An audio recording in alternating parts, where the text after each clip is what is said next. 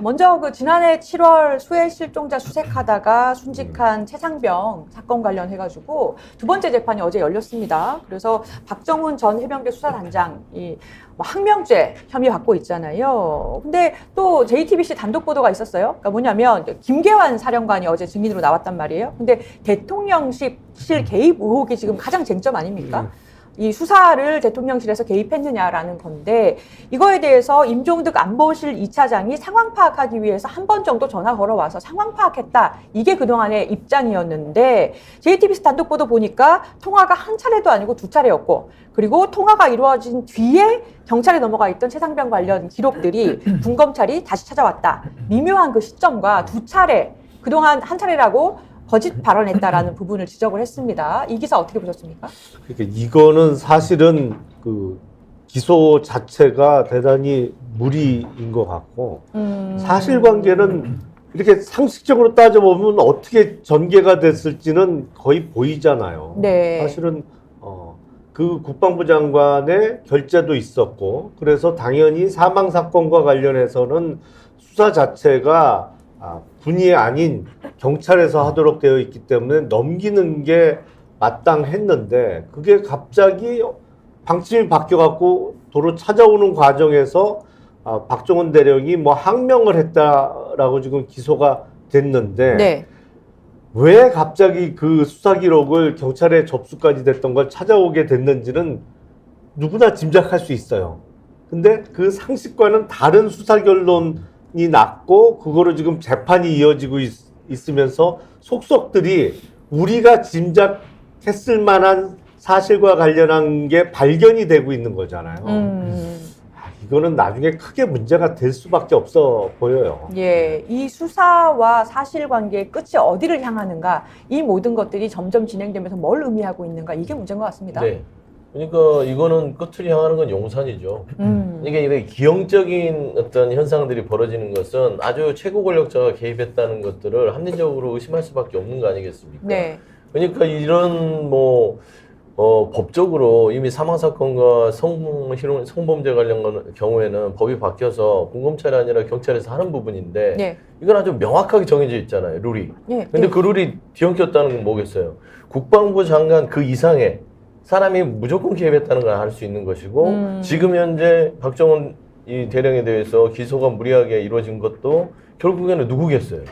결국에는 보이지 않는 가장 큰 권력자가 개입됐다는 거는 다 알고 있는 것이에요. 그러니까 저는 이걸 지금 당장을 피할 수 있어도요, 나중에 3년 뒤에는 어떻게 할 겁니까? 시간 문제다. 그러니 지금 그냥 소나기만 피해가자는 시기예요. 근데 네. 가장 고약한 거는 이 소나기를 피하는 것을 이 사법 체계까지 다 흔들어가면서, 예. 그리고 국민들의 어떤 분통까지 다 터뜨려가면서 간다는 거.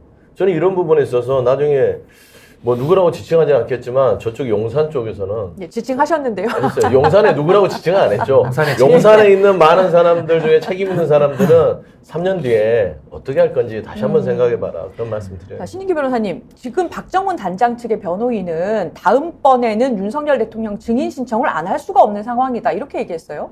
근데 지금 이 사안이 원래는 그 최수근 상병의 안타까운 희생, 어떻게 보면 해병대에서 그 무리하게 임명 수색의 해병대 자원들을 투입시키면서 구명조끼조차 입히지 않은 이런 국가의 과실 내지는 그런 고의성을 갖다가 책임을 물어야 될 사안인데, 윤석열 대통령도 이 사안에 대해서는 지휘고하를 물어하고 엄정하게 수사하라고 지시를 내렸거든요. 국군 네. 통수권자입니다. 네. 근데 이 사안이 갑자기 군기문란으로 바뀌면서 오히려 지금 국기문란 사안이 문제가 되고 있거든요. 아, 군기문란으로 바뀌면서 그러니까, 국기가 문란하다. 그렇죠. 지금 항명 및 상관 명예훼손 혐의라는 것은 이제 군기문란으로 이 프레임을 잡은 건데, 사실 그 내막을 지금 들여다보면 뭔가 보이지 않는 손에 의해 가지고 지금 이 군의 그 시스템이 지금 무너져 내리는 이런 상황이거든요.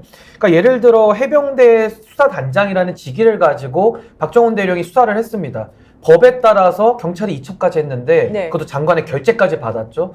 근데 갑자기 하루 사이에 장관의 결재가 바뀌면서 갑자기 박정훈 대령이 항명죄를 저질렀다는 식으로 지금 죄를 뒤집어 쓰고 있는 네. 이런 모양새이기 때문에, 전 여기에 대해서 국방부 차관이었던 신범철 차관 그리고 국방부 법무관리관인 유재훈 관리관 같은 분들이 지금 개입을 했다라는 그런 식의 여러 가지 주장들이 나오고 있는데 얼마만큼 수사가 이루어졌는가 굉장히 의문이고요.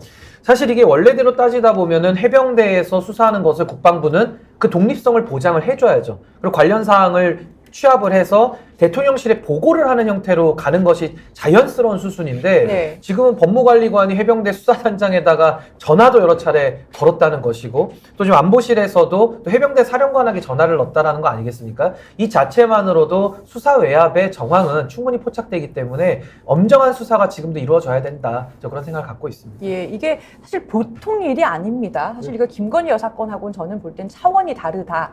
대통령실에서 수사에 개입했다. 그것도 사망사고에 대해서 이 부분이 만약에 진짜로 밝혀진다면 이거는 정말 보통 사안은 아니다. 아니 이런 윤석열 생각이 듭니다. 대통령이 과거에 국정감사장에서 수사 외압을 폭로하면서 당시 이제 국정원 댓글 사건인데 조용공 검사장이 눈물까지 흘렸던 그런 장면을 국민들 네. 보셨거든요. 그러니까 이 사안은 당시에 수사 외압이 있었더라면 그거와 똑같은 사안이거든요. 그러니까 여기에 대해서는 그냥 넘어갈 수는 없는 매우 중차대한 사안이다. 저 그렇게 보고 있습니다. 네, 중차대한데 이 윤석열 정부의 기본적인 패턴은요. 오늘만 살자예요.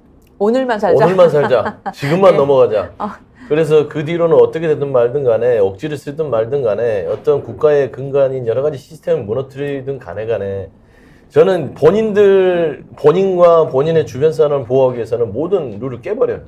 지금 저는 그런 현상 중에 가장 대표적인 사건이 지금 최수근 상병 이 사건입니다. 그래서 네. 이 부분에 대해서는 저는 분명히 경고하지만 윤석열 대통령께서 이번 총선이 끝나고 나면 예. 이 부분 피할 수 없다. 저는 그런 경고를 드리고 싶습니다. 네. 나중에 진상이 밝혀지겠습니다만 아마도 사실대로 조사가 이루어지면 이게 장관 결재까지 났던 게 왜 갑자기 뒤집어지고 찾아오게 됐느냐.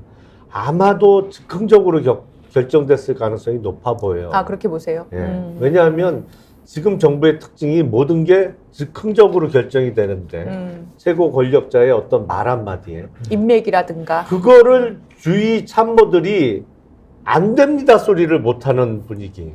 그러니까 누군가는 안 되는 건 나가서야 되는데 다들 한마디가 툭 던져지면 그거에 맞춰서 일을 진행하다 보면 여러 가지 무리수가 나오는 그런 상황이 계속 반복되는 것이 아닌가 싶고 그러면 사실은 국가로서의 어떤 시스템이 대단히 흔들리는 것이죠. 네. 그게. 그리고 참고적으로 말씀드리면 박정훈 대령의 모친께서 예. 여기서 이렇게 깨알 홍보를 해도 되는지 모르겠습니다. 괜찮아요. 예, 말씀하십시오. 예. 개혁신당과 이준석 대표의 앞날을 위해서 매일 새벽 기도를 하세요.